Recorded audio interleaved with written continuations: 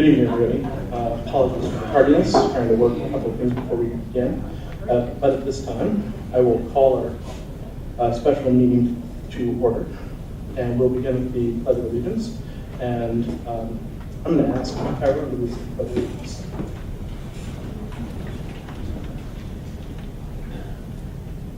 Allegiance to the flag of the United States of America and to the republic for which it stands, one nation, under God, indivisible, with liberty and justice for all.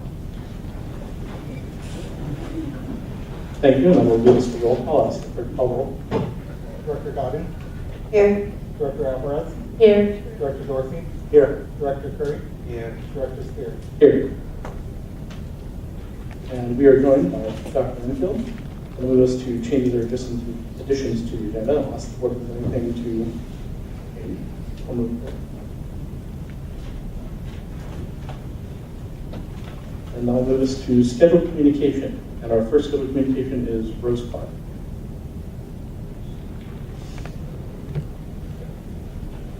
Thank you. Campaigns that caused my election 3 times to Burien City Council have taught me a thing or two about campaigns.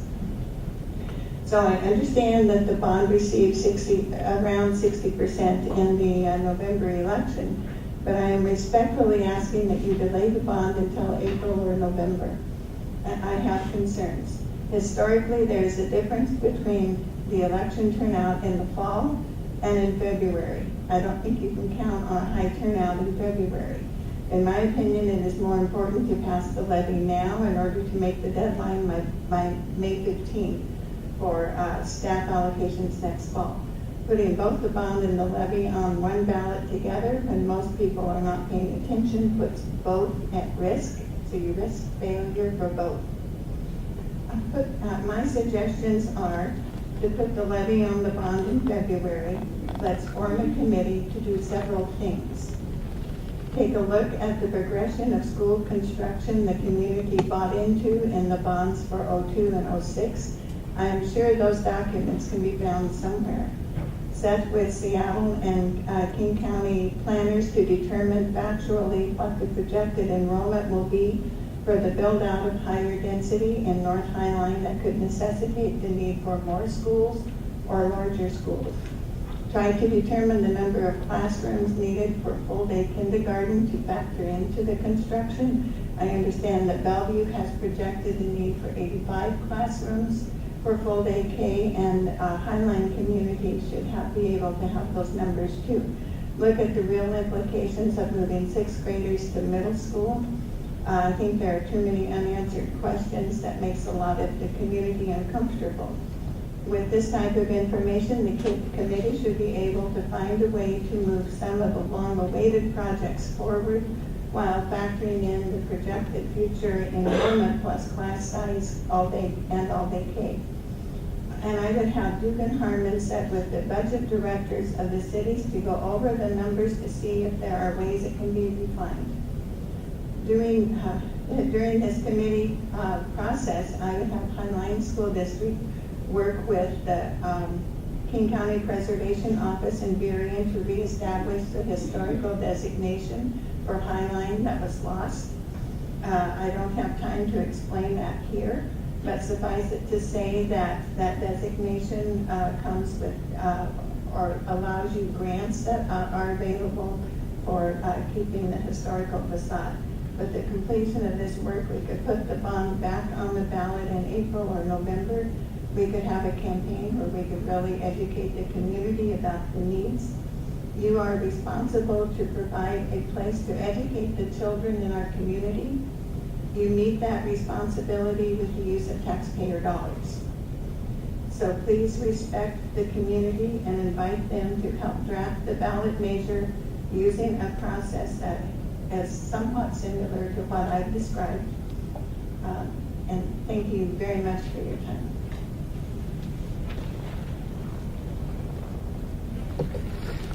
Thank you, Nick. Sarah Dahl.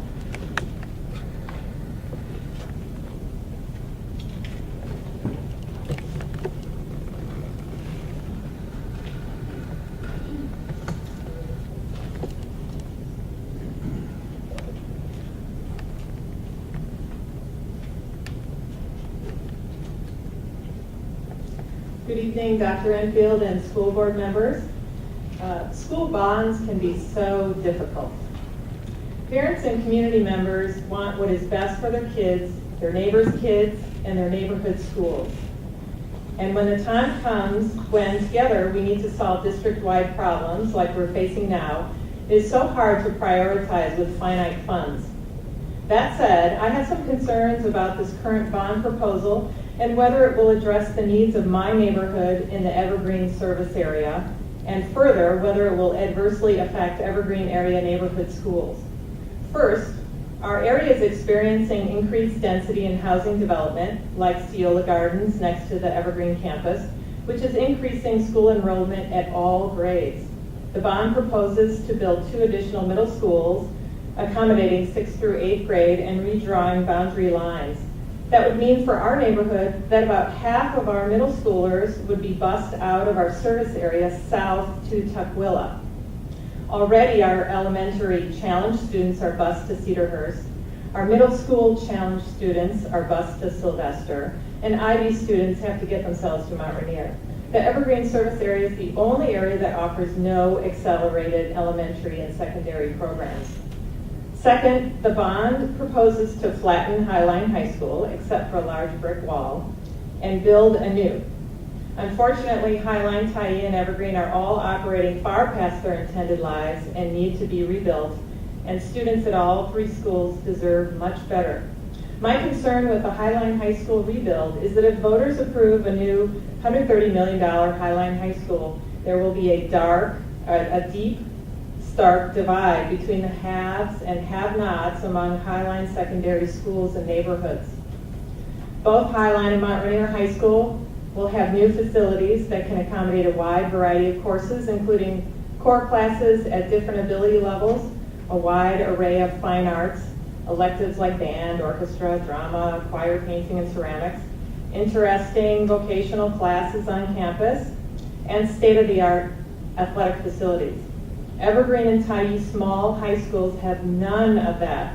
The Evergreen facility has persistent rat problems with occasional presence in the classrooms, water damage, and black mold causing some teacher health issues and infrastructure failures.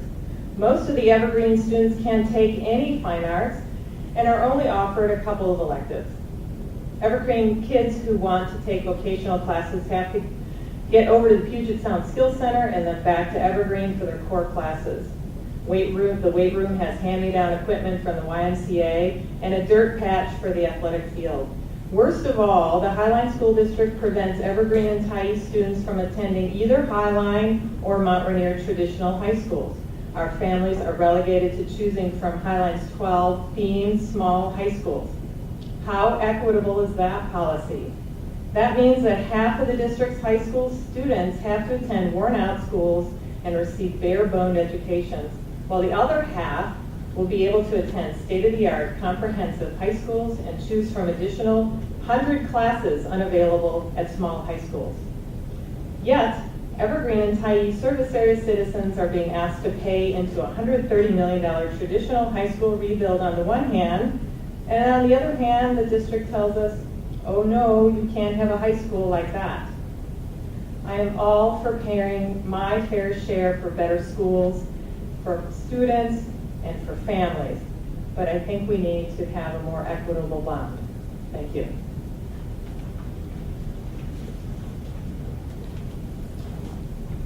Thank you. Last, we have John Burdine.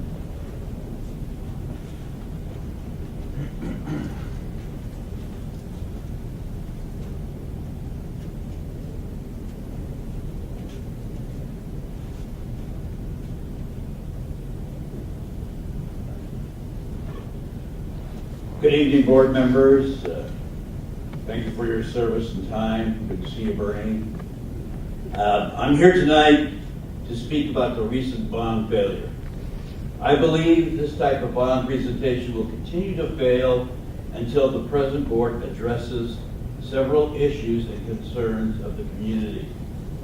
Paramount, in my view, are the issues of Zenith Park and Des Moines Elementary School.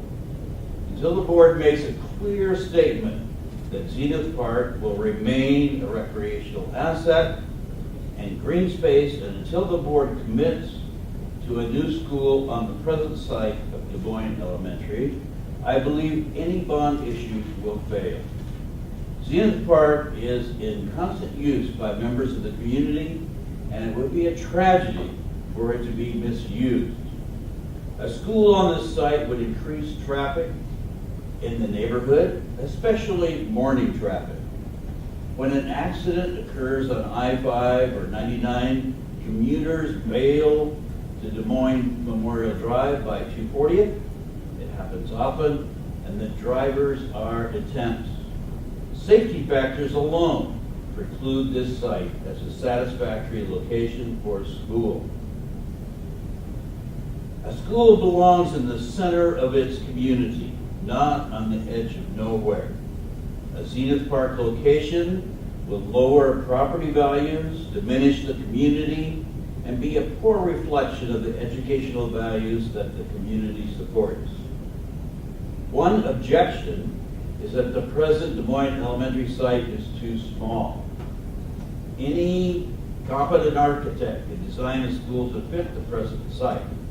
The board also has the option to acquire adjacent land to augment the present location. Staff continually disregards these options in favor of their own agenda.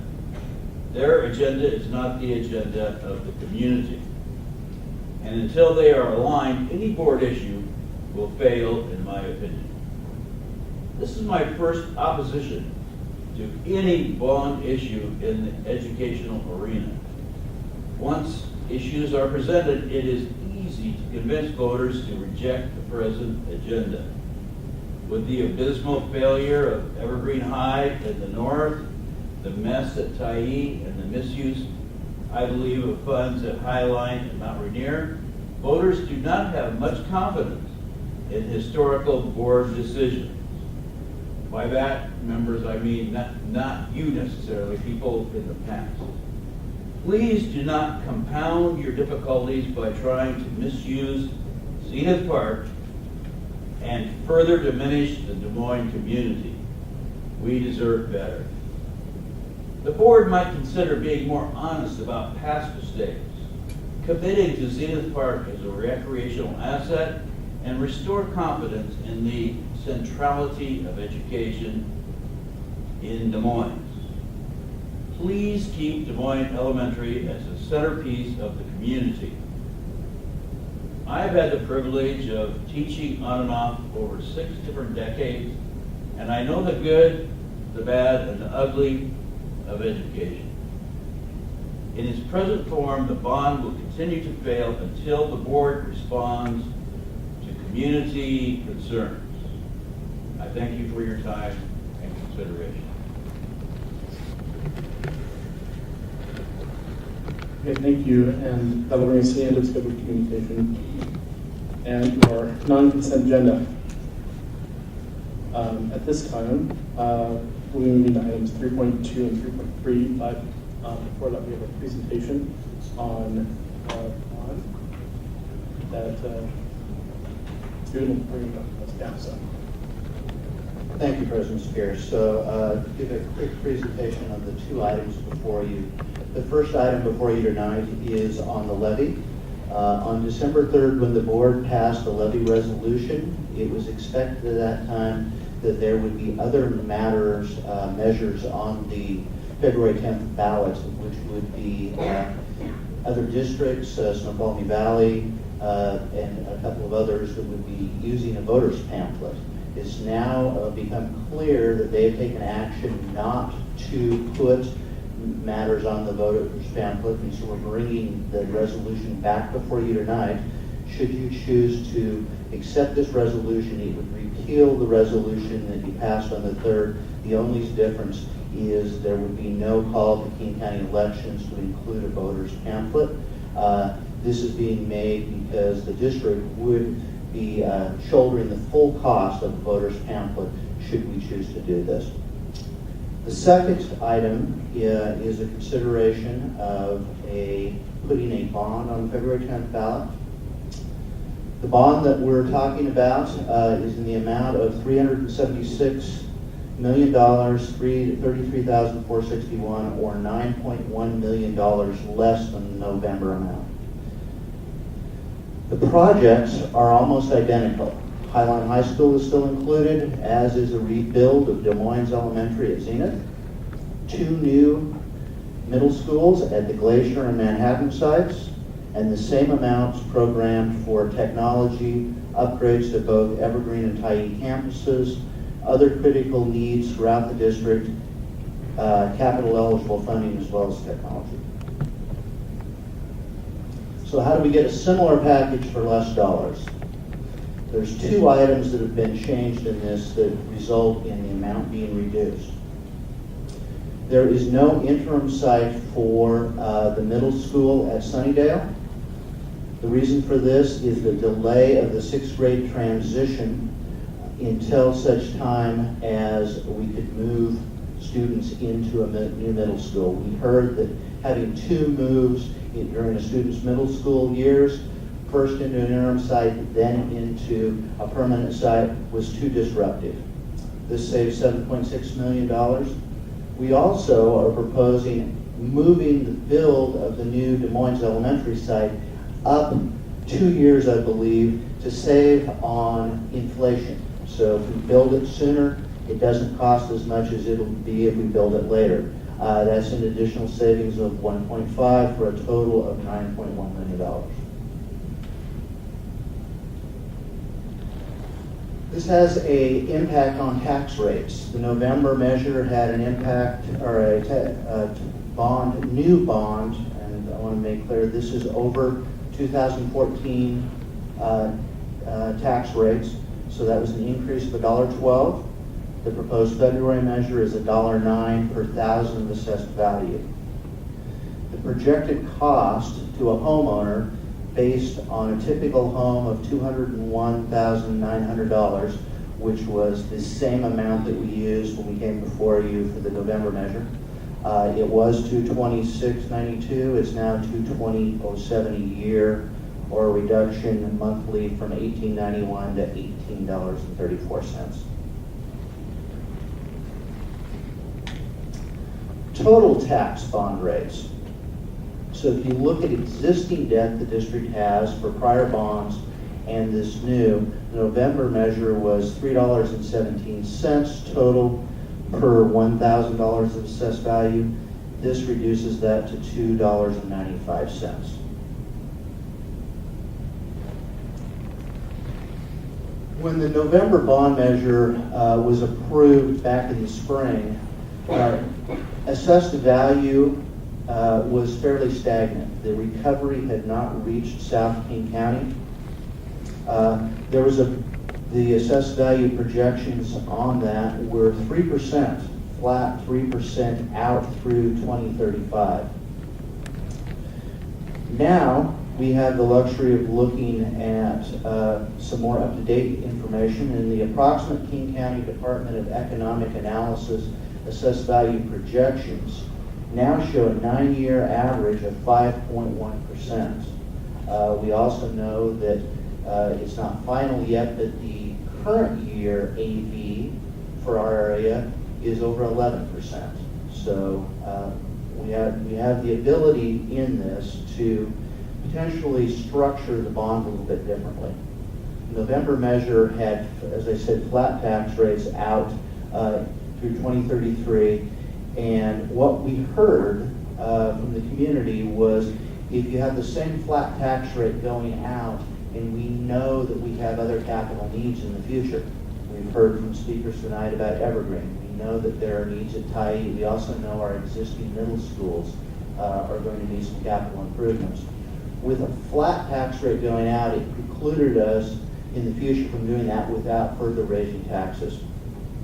Because of the changes in assessed value, it's now possible to see a strategy which would allow step downs. And we've been working with our financial advisors to look at the potential step downs in both 2022 and 2027. The step down in 22, using the assessed value projections, would be a meager step down. It may allow us to go out for somewhere in the $50 to $70 million range without increasing the total bond tax rate. However, when you get out to 2027, it's significant, and it would allow, once again, assuming these projections are accurate, it would allow somewhere in the $300 to $350 million range. So what this would do is it would allow a future board to put a capital measure out which would not increase taxpayers' total tax rates. And then finally, the timeline. Tonight is intro and action on this resolution. Normally we bring this to you intro with action at the next board meeting. We have a December 26th filing date with King County, though, that we need to make, hence the special meeting tonight. And then, once again, the February 10th election. So I'm happy to answer any questions you may have.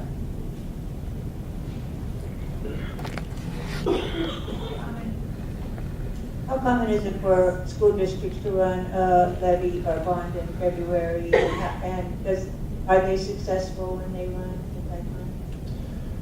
Well, I would say the majority of levies and bonds in the state of Washington are run in February. We kind of bucked the trend a little bit last time with the bond in November. A lot of districts will structure them so their levies and their bonds are not at the same time, although it's not uncommon at all for levies and bonds to both be on the same ballot. Number one, it's more transparent and it gets all the information out before voters, and number two, it significantly cuts down on the cost of elections. When you decided to run this bond, did we look at the demographics to see if this would provide enough classroom space for the incoming, or how did you figure that out? So, yeah, this bond was actually, or the package was put together over the better part of a year, and what we were looking at was both 10-year and out enrollment projections, and also the ability to implement lower class sizes as called for in the Supreme Court's McCleary decision. So in particular, K-3 class size reduction. And so this package was put together, and in particular, the two new middle schools, from a logistical point of view, that allowed approximately 1,480 sixth graders to move up, which allowed room in our elementaries for the growth we know is coming, and also the growth in classrooms from class size reduction. We also, though, I want to be very clear, we felt that that sixth grade transition from an educational point of view was the right thing to do for educational reasons. I understand most places around here have 6, 7, 8. That's Okay, correct. thank you.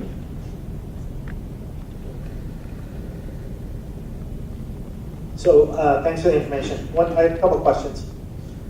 In regards to Mr. Berdine's comments about Zenith, it won't exclude the community from still using playfields there if the community supports rebuilding Des Moines Elementary at Zenith, right? I mean, we've got 17 acres there, and I think what he's referring to is their use of those fields for, so.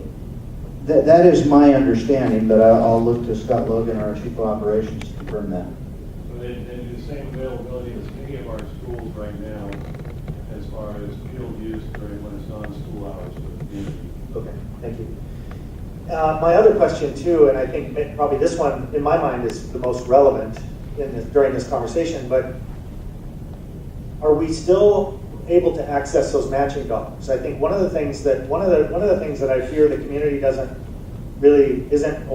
as aware of as I would like them to be is that there's, I don't want to be specific, but $70+ million of matching funds. So what we're asking the community to support is a package that will give them $450 million worth of value. And I think that, I want to make sure that we still have the ability to access those matching dollars. Yes, the ability to access the matching dollars hasn't changed at all by this.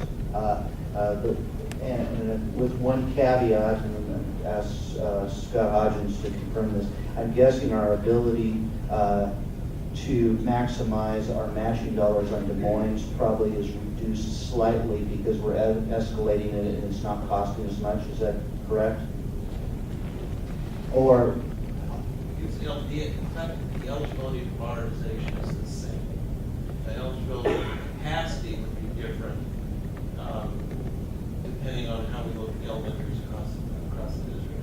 okay, so same amount, same matching dollars. Same matching dollars, and there's the site conditions, obviously, we are meet by the new Xena site, we're meeting the criteria of what an elementary site would require. Okay, thank you.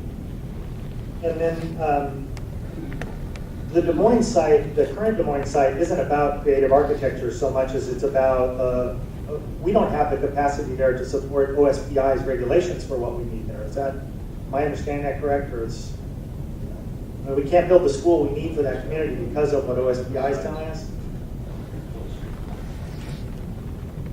So you're correct on that in that the size of the ground, the piece of earth that we own at Des Moines Elementary School site will not qualify under OSPI guidelines for an elementary school, especially for the size we want to build to begin with.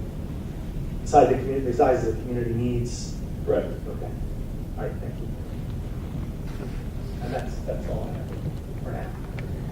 Well, and to follow up on that, basically, the current site at Des Moines is about 4 acres, if I'm correct? And the WAC for OSPI says that a minimum site for an elementary school needs to be 5 acres with an additional acre for every 100 students to be housed in the school. Correct. So it would be difficult for the school on that site, let alone if we purchased land in the area, that would raise the price of the school, and we still couldn't build to a full-size elementary school, which would mean that the project at Des Moines would cost more than the estimated project at Zenith. And we did some numbers around that, didn't we? And say what it would cost if we were to put a smaller elementary at that school, or oh well. And the superintendent's raising another point that if we did that, then we're going to be busing students out of the area to other schools in the area to try and get Correct. That was room. one of the considerations was if we built on the Des Moines site, we would have to, for 2 years, move the students to some other site as an interim site while that school is being built. The site, I think we've addressed the site and the qualifications by size for matching funds from the state, currently doesn't meet that. There would be a need for a significant property purchase, and we have already talked about not condemning property. Our superintendent doesn't want to go that direction, nor does the board. Just to meet the building code within the city of Des Moines for parking would take up all of the current ground that we have right now to build a school the size we're looking for. What was the second question?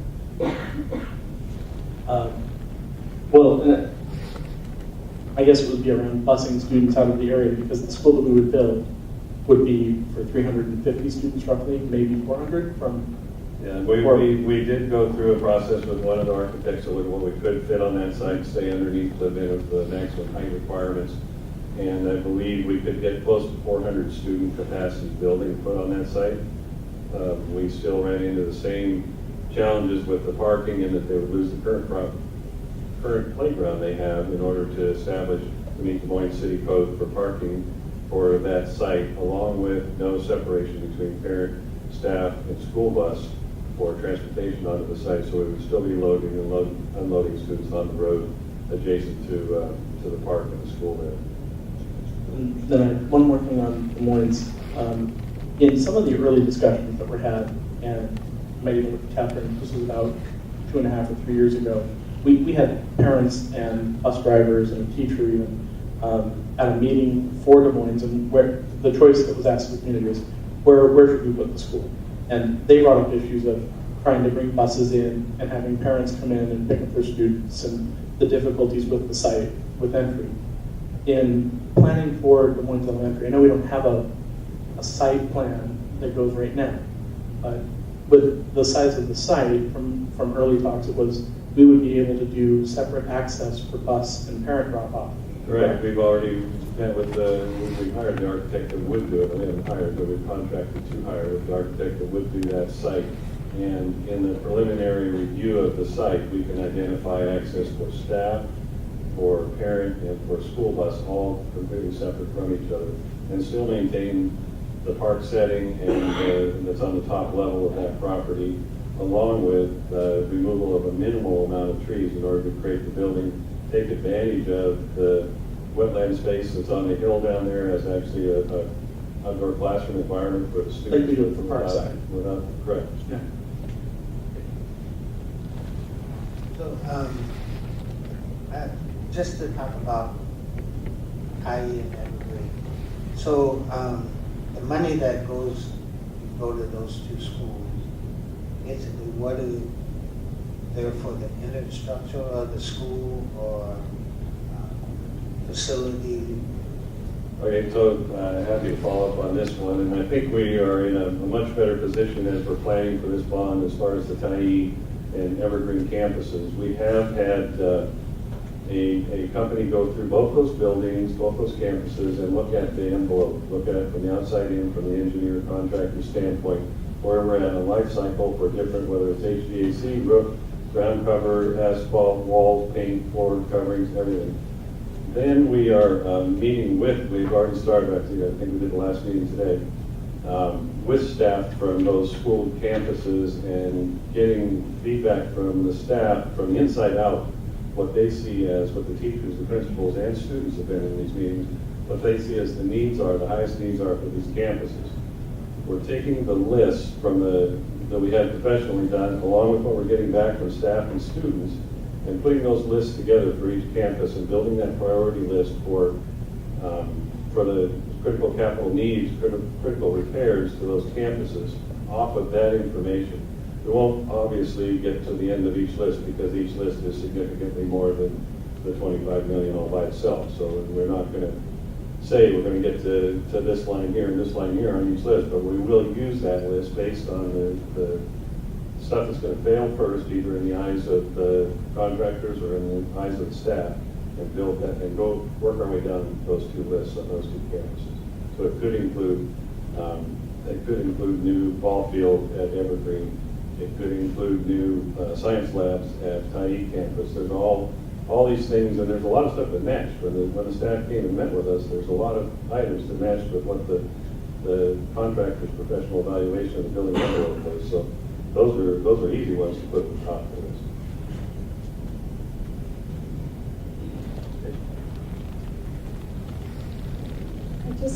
Scott wanted to see if you could talk a little bit also about Highland High School, and I know that there's got some historical, and I know that there was some questions about that. Absolutely, and everybody that's working on these projects realizes and respects the historical value of all the community buildings, whether it's a Highline owned property or a different building, the Des Moines building, the Highline High School.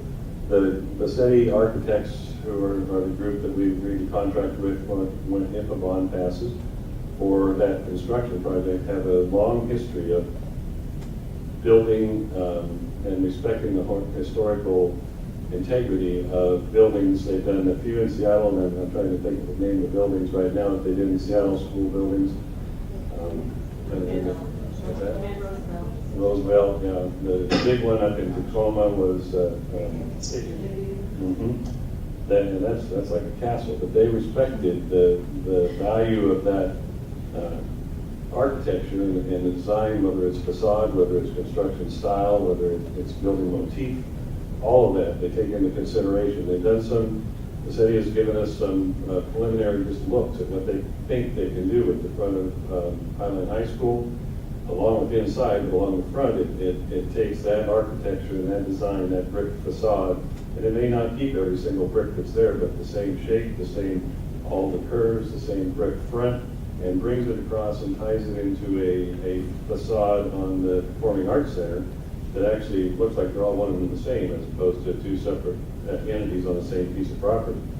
Along with, if you look inside Highland High School, the library is one of the more common areas in the building, and it's also one of the more noticed as far as the window style and the bricks that are in there, and tying that same building in the interior design, I guess you'd say, of the wall structure, wherever you're going to be able to use the brick to have that same look, the same cathedral style windows, the same brick walls that would maybe meet into an open space on one side for a cafeteria with a lot of, fresh window light coming in on one side, then you have that antique brick facade on the other side. All of those things are being considered from stem to stern on that building. And I believe this is the group that can put together something that all the community will be proud of and still be able to look at and see their history. Thank you. Anything else?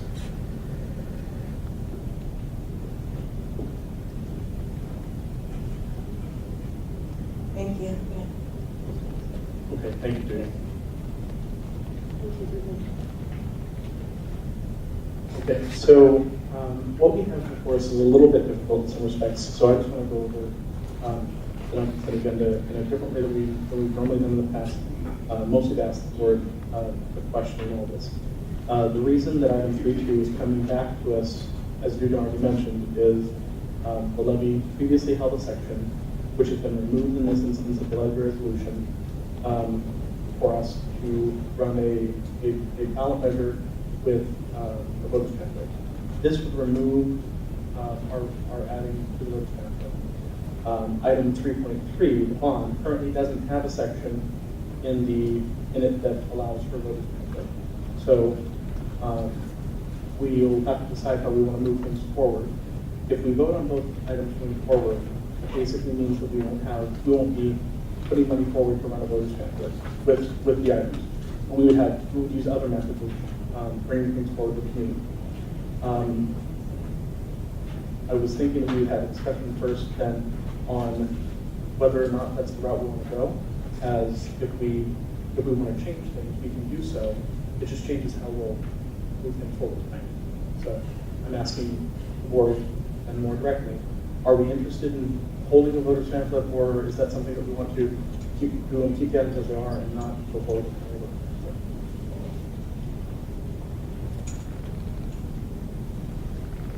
Well, I'm of the mind that we should do a voter's pamphlet. I think one of the things that concern me is I just feel like the public doesn't have the confidence and trust in us that I would hope they would have, and it feels to me as though the voter's pamphlet is an opportunity for us to help continue to educate the public about what exactly does the bonds fund, what exactly does a levy fund. That, the levy that we're putting on the ballot is a replacement levy. The bond is a construction bond, and I understand there's inherent risks both ways, but it just feels to me as though it's an educational tool that I would like to see us utilize. But that's kind of where I'm at. I go along with Bernie because it's about educating the voters. And if the voters aren't aware of where the money's actually going, they're going to question it to the penny. And this is out there, they see where the money's going, and if you don't do a pamphlet, they're going to say, well, who knows where the money's going and why. So I think with the pamphlet, they can see where we're going and where the money's going. I guess I'll add to that I'm actually for not having a ballot pamphlet, voter pamphlet. And one of the reasons that we had the discussion that a lot more people read the P-Town blog and get a lot more information that is locally from. So I'm or not. I also think that, I also don't think a voter pamphlet is necessary. I think the district does a very good job of communicating the issues through and have apps, newsletters, email. Just did a town hall with 48 hours notice. There was 4,000 people.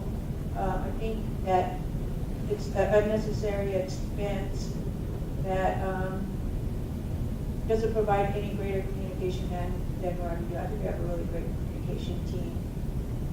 And, it's not unheard of to not have a voter pamphlet. I think that it's just an unnecessary expense. We're good at communicating. We have really great communication with staff. And so I think we could save the money. Keep running on what Sue was saying, that with this funding, we could run another community town hall like we did for the hometown hall. We could do other things with that funding instead of continuing to spend a lot of money on voting issues, which we've got other ways of trying to educate the community. So I know I'm kind of torn between both sides. So I understand the point of that Bernie's bringing up, but we want to get out as much information as possible. But at the same time, when is enough, or we can find another way that's more modern of trying to help get that information out there. So that's my struggle, but I appreciate bringing it forward. So at this time, then we'll go forward to the voting, and assuming if nothing changes, then we'll just move forward. But if there is something, I'll suggest recess so that we can change the language that's put forward, and then come back with language that we need if there's need for a change. So, okay. Yes, So we're clear what we're. So the first item is item 3.2, introduction and action, a motion to approve resolution 1414. This would repeal the language in the levy resolution that already came forward, and we would not run voters council. That would be the only change. Otherwise, the levies remain the same going forward. So can I just be, I want to make sure I'm clear because I have 7 o'clock. Sure. So what you're saying is that board members who vote yes for 3.2 are saying no to a voter's vote. Correct. Just want to make sure. Right. Okay. So with that, I will move that the Highland School Board accept the proposed educational programs and operations levy and adopt resolution 1414, which places a 3-year levy totaling $180,923,000 on the February 10, 2015 ballot. I'll second And Angelica seconded. And with that, I'll ask Kyle to call the roll. Director Alvarez, that. Yay. Director Dorsey, Nay. Director Godin, Okay? Director Curry, Nay. Director Spear. Yay. This motion passes 3-2. Okay. Then we'll move to item 3.3, introduction and action, motion to approve resolution 15-14, bond without, for the bond. Again, this would be the package that was discussed in presentation just now. We would not we would not have a vote count with this. And I would put forward that if there's a desire to change that now, if we both have a vote count, we probably have to go back and rescind the vote on item 3.2 and do some things, but we can. It's possible. Sorry. Not very complicated things this way. Item 3.3 then. I move that the Highland School Board adopt resolution number 14-14, which places on the February 10, 2015 ballot for voter approval a proposition authorizing the district to issue general obligation bonds in the principal amount of no more than $376,033,441. Proceeds from the sale of these bonds would fund the construction of 2 new middle schools, rebuilding both an existing elementary and high school, provide critical needs improvements as 2 other high school campuses, as well as fund district-wide health, safety, security, and arts, technology, and other capital improvements. Do I have a second? A second. And Sue is seconded. At that, I'll ask Kyle to call the roll. Director Dorsey, Yay. Director Curry, Yay. Director Godin, Okay? Director Alvarez, Yay. Director Spear. Yay. This motion passes 5-0. Okay. Thank you. That'll move us to unscheduled communication. Seeing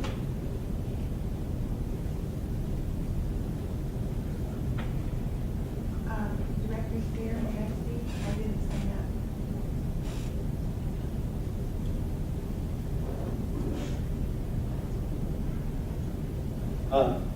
Yes, we'll look it up. So. It's 2 minutes, so please want to talk to Sir Kyle Keeper. Just so you know, I am a 4-4 voter. In the last bond campaign, the communications were so good, I do not recall receiving anything from you about the bond. The communication for this meeting was so good that there are maybe half a dozen parents in this audience tonight. Because it's an unscheduled time, people didn't anticipate that there would be a meeting. I think it is unconscionable to put anything on the ballot without a voter's pamphlet.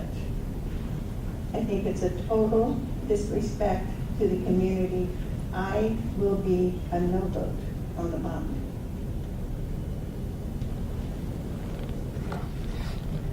Well, Rose, Sarah, and I know John left. I'd be happy to speak with you all after the meeting because I know there were other issues that were raised as we were talking, and wanted to get back to you on it, but I can also communicate with you later on as well.